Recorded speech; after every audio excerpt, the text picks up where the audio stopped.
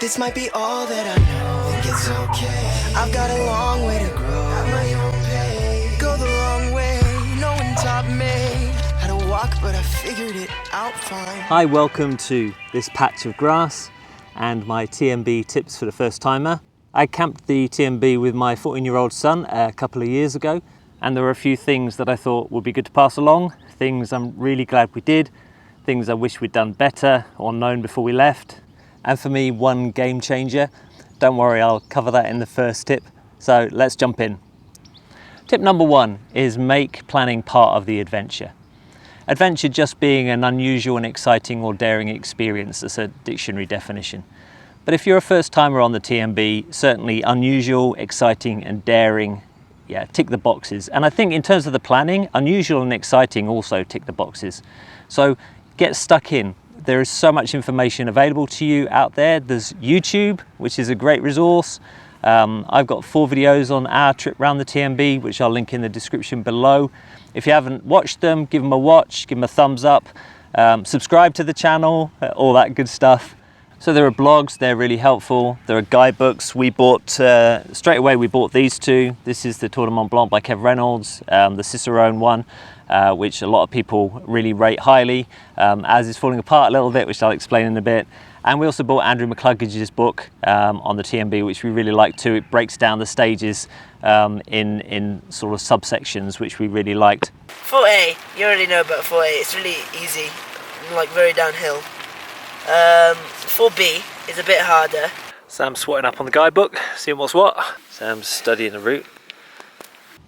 But even with all the resources that I could get my hands on, I still couldn't quite get my head around kind of the scale of it. So I kind of went old school. You'll have seen this in the thumbnail. And I basically kind of sketched it all out. I drew a map to scale and I marked on it the stages. I marked on it the distances, the ascents, the descents, the subsections. We put on there where the refuges are, where the campsites are, where we could get resources. We put the national boundaries on there. Literally everything that I could get my hands on, I put on here.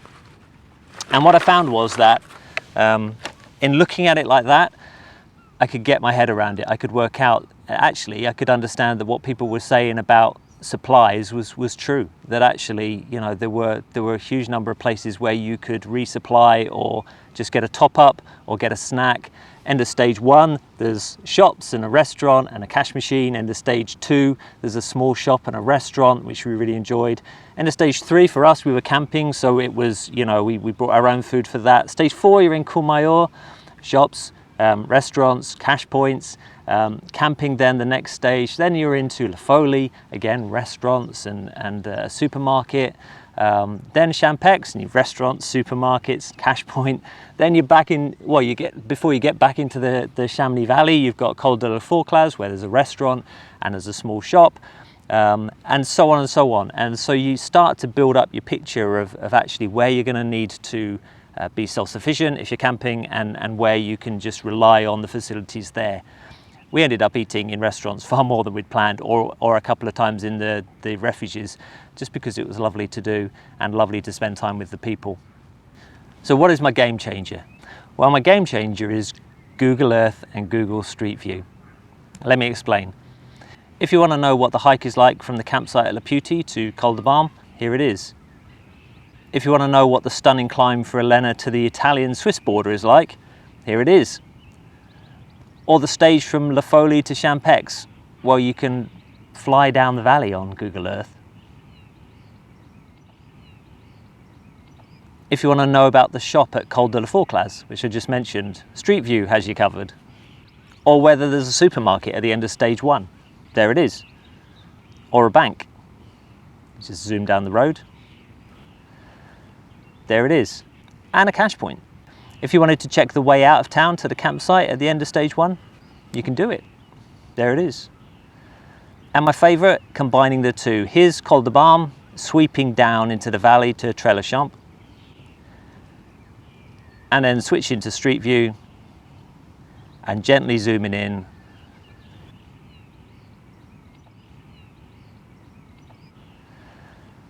And there's the refuge. And for us campers, there's the campsite. So a really useful resource. A quick shout out as well to the Facebook group Tour de Mont Blanc, a wonderful place to get information, encouragement, and during hiking season as well, you'll get pretty much live updates of the hiking conditions, the snow conditions, any problems along the route as well. So that group's fab too. So yeah, just, you know, avail yourself of all the information that is out there, plan your hike that plan, and it will go as well as possible for you. I'm not saying it will go without incident. Our day 2 went very pear-shaped because we messed up, but generally, the more planning you do, the smoother your hike will go. Tip number 2 is prepare yourself physically. Unless you've done multi-day hikes or you've got extensive hiking experience, the chances are the TMB is going to be hard work for you, especially if you're camping. We found it physically hard work. We also found it mentally hard work at times. 10, 11 days is quite a long time to be out there day after day after day. So prepare yourself physically, and the more you prepare yourself, the easier the hiking element will be for you. Now, we're fortunate in that we've got the Brecon Beacons about 45 minutes away from us, and that meant we had pretty easy access to some great walking, hiking, climbing routes. We didn't go out as much as we possibly should, but yeah, there we go. But we started slowly, building up our distance, our ascent, descents, our weight in our preparation. They're the 3 to work on, aren't they? Distance, ascent, descent, and weight.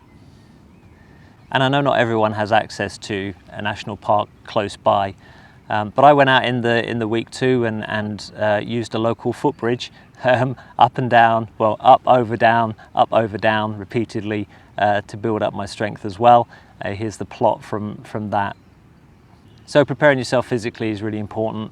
The more you do before you go, the less hard it will be when you're out there. And enjoy the process as well. If you can find places to go that you've never been before, then you're just enjoying the outside as well.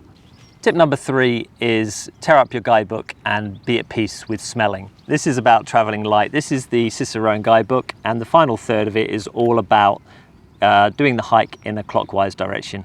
We weren't doing that, and I don't hugely plan to do it, so I ripped it out and I stuck it on the shelf at home, and it saved us some weight. And that is really key. It's about being quite ruthless about what you take, because every gram that you pack is a gram that you carry thousands of meters up and thousands of meters down and kilometers along. So you want to be really ruthless about that.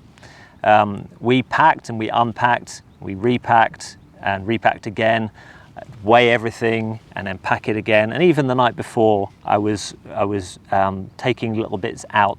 We basically took 1 change of clothes each, and yeah, basic provisions that we needed for the route along the way. We didn't pack as light as we could have possibly, but then actually you always have to weigh up cost versus weight. I mean, it's that scale, isn't it? At one end you've got light and expensive, and at the other end you've got heavy and less expensive.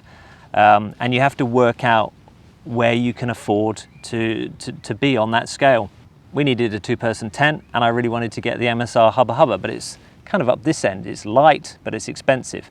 In the end, we ended up getting the MSR Alexa 2, which I ended up loving, but it's a kilogram heavier, but 200 pounds cheaper. And you just have to make that judgment for yourself, what you can afford, and then you just, you know, pack as light as you can around those key elements, and, you know, put in the exercise, put in the physical practice, which makes it easier to carry that kind of weight anyway. Tip number 4 is good night sleep right. And this is just about making sure you get your sleeping system right.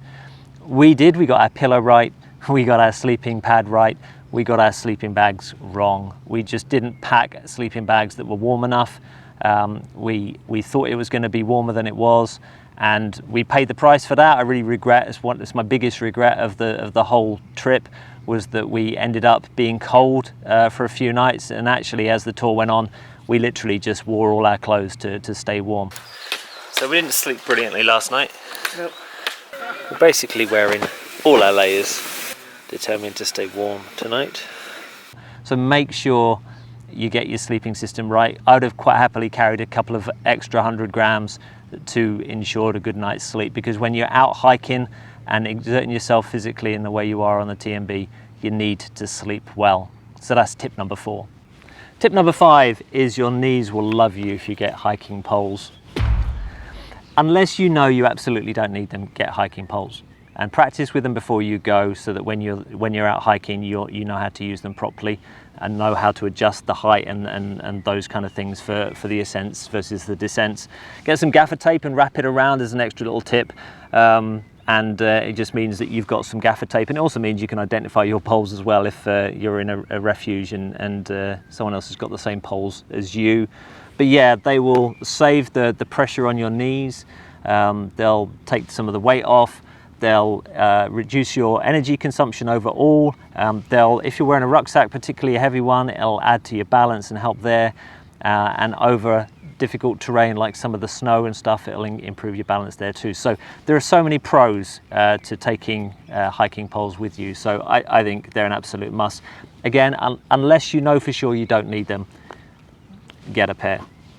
All right, tip number 6. Not quite controversial, but this is about powering your journey.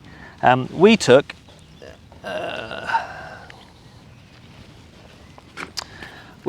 10,000 milliamp hour battery pack, and we also took an Anker solar panel with 2 panels. Now, I know these are not everybody's cup of tea by any means. I mean, these are everyone's cup of tea, aren't they? And if you're in the refuge, or you're just taking your phone and you're camping, you may not need one of these or a bigger one of these. We were powering 2 cameras, and I was taking quite a lot of footage with my camera, and 2 phones. So a 20,000 milliamp hour battery pack was not going to be enough for us to get us all the way around. And really, we wanted to be, pretty self-sufficient. We didn't want to have to rely on, at the end of the day, looking for somewhere where we could charge our phones or our cameras or our battery packs. The phones charge pretty quickly, but the camera's a bit slow. So we bought one of these, and it sat with this one on the top of the rucksack and this one hanging down the back of the rucksack. And during the day, we would basically just plug the power bank in, and by the end of our hike every day, it would be fully charged. And then in the evenings, we would just lay the battery pack out facing the sun, and then that would carry on charging our cameras or our phones. And basically, it meant that the whole trip round, we were completely self-sufficient in terms of power usage, which was really, really handy. It was really great. We did have good weather. There was a couple of days where it was cloudy a little bit, and so we did have some rain, at which point these would all go, well, this would go away. But we found that when it wasn't sunny, or when it was cloudy and rainy, I didn't take anywhere near as many photos. We didn't really use our phones, and so our power consumption was low. But I do get that if the weather was inclement the whole way round, that actually this would just be dead weight. But it was a risk we wanted to take. In La Folie, in the campsite, there's this hut where you can just use if you're a hiker, and you can charge up everything as well. So we did that. Kind of full disclosure, we used the facilities there, but it was only topping up and saving us worrying about setting out our solar panel on the grass. Worrying's the wrong word, because it just became a habit. Hang it on the tent or whatever. I really loved it. I think it was great, and I've used it since up in the Lake District and other places, and it's never failed to do the job. So it is a personal preference. Some people hate them. Some people will just say no, they're no good. And on the tour, the direction of hiking, it just means they won't work. But I found with this one on the top of my rucksack, this one on the back, it worked fine. So personal preference, I'm just sharing, this is what we did. But one way or the other, you've got to power your journey. If you're staying in a refuge, there'll be options there. If you're camping, and there are still workarounds, there are, you can pop into restaurants and things like that, and cafes, and you can get charged up that way. So there are options, but we just found that one worked really well. Either which way, make sure you power your journey and you factor that in. Tip number 7 is you'll never be alone, but that's great. Now, I'm someone who likes to kind of go out into the wild and be by myself and know that there's probably no one around me for miles. But the Tour de Mont Blanc is not that kind of a hike. It's a busy hike. In fact, the one time that we got quite lost, we could have probably worked it out by the fact that we couldn't see anybody in front of us and we couldn't see anybody behind us. We'd just gone off on our own, and there was no one else around. it is a well-populated hike. So enjoy the people that you're going to meet. Say hello to the people.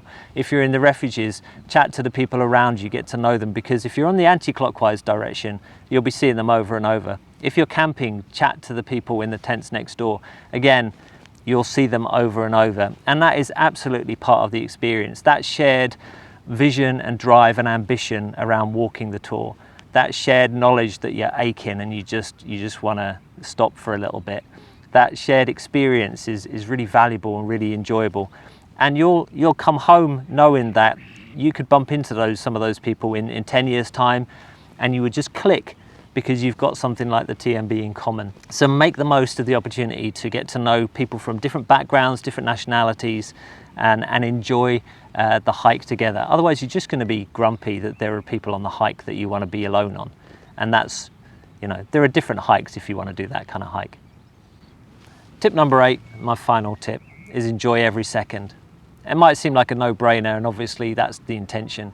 But I just want to encourage you that when you get to the point where you're about to start the hike and you've done all your planning and you're confident that you've got the right stuff with you, you haven't got stuff you don't need, you've got everything you need, you've got a way to power your phone so you can take your photos or whatever, you've got your poles, you've got your right rucksack, you've got everything you need. That at that point you stop and you just take a deep breath and you just commit to creating as many memories as you possibly can and enjoying the experience as much as you possibly can. The people that you meet along the way will make it for you. The food you eat along the way will make it for you. The scenery that you'll see along the way will make it for you. All those things combined and many more will make this a magical memory for you that you'll remember for the rest of your life. And you'll look back on, I guarantee it, you'll look back on and you'll just smile with the experience. Whether you carry on and do lots of multi-day hikes, if you're a first timer and the TMB is the first multi-day hike that you're ever doing, it's going to have a place in your heart that can never be moved. It's such a great hike. So I just want to encourage you to enjoy every second, embrace it, and just enjoy it loads. I was flowing there and I started to ramble, which is really annoying. There we are.